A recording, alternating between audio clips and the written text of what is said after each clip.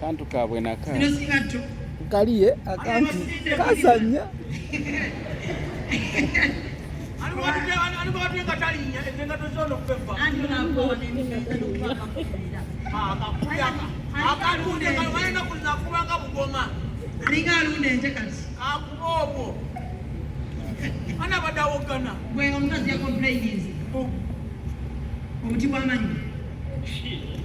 Umusokoza bw'obuzaamu si kirungi.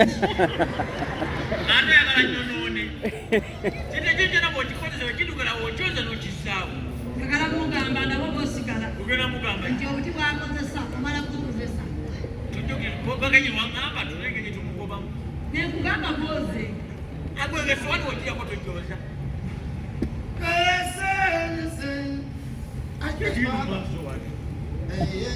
Kina wakaono n'okikulu. Kugamba tolekaana buli mukulekaana banna kinankanirira kakiyo kimukola maloboozi baye bagamba nywenjaga mubayi babafuuka bayindi kikaire tikusangawo kijja kuwaamu nja nakikangamo nekinkosesiza kintya waliwo naalesa emmere wano katulabe ate ogenda gimugumya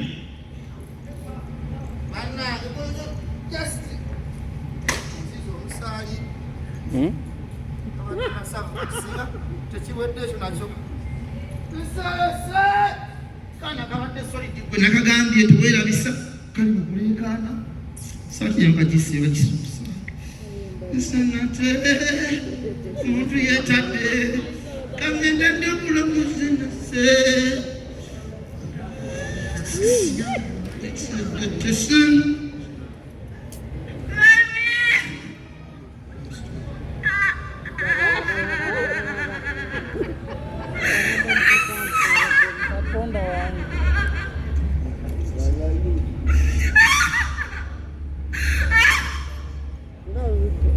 Nenjagala kulaba taata asange ekyo ndabe kyagamba. Taata baba takyategeera yetaga kkubirawo. Asana na kiboko.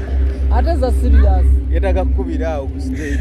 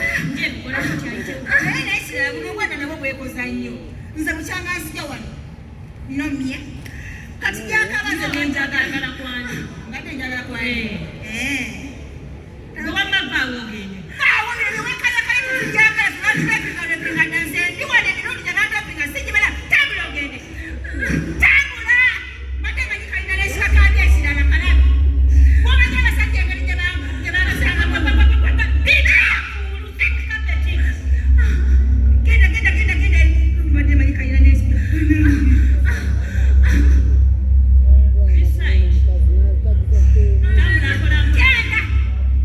tabula nawe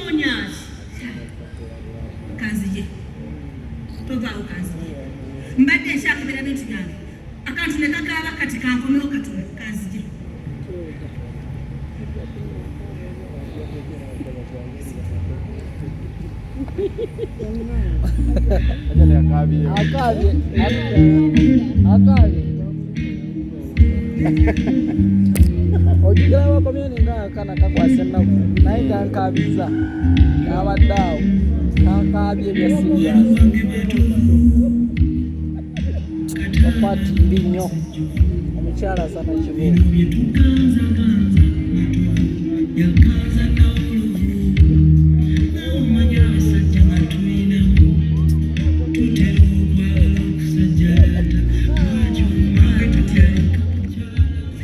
There is no way I'm going to accept this. I have to tell Mr. Lotto what's going to happen. What? Don't know you, okay? Don't piss me off. Jimmy, I want you to understand one thing. You are about to make the biggest mistake of your life. What do you think you're doing? Don't forget your name, okay? Don't forget your name. Baby. You are my wife. You're supposed to be home cooking. So, you're not going to say anything. Mutima munafu. Mutima munafu. Abagumu nga tebakaaba. Have you thought about what you're going to do?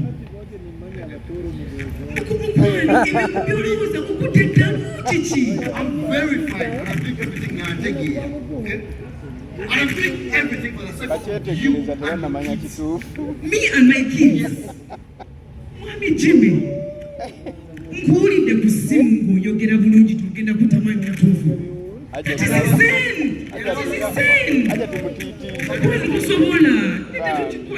Tosobola. You're not thinking straight. Actually, Chile is stressed. Okay, now let me make this clear for you. I'm doing everything because of you and your kids. Matovu has been a friend with me a bang anywhere. Mukorede struggles of women's company. So it's high time you get to do yourself, okay? It's high time you do yourself. Are you listening to yourself right now? Mwami Matovu atuweereddewo. Yakusanga tolina ky'olina. N'akuwa omulimu. Ayambye famire yaffe atuweereddewo. Akuwadde ssente, akuwadde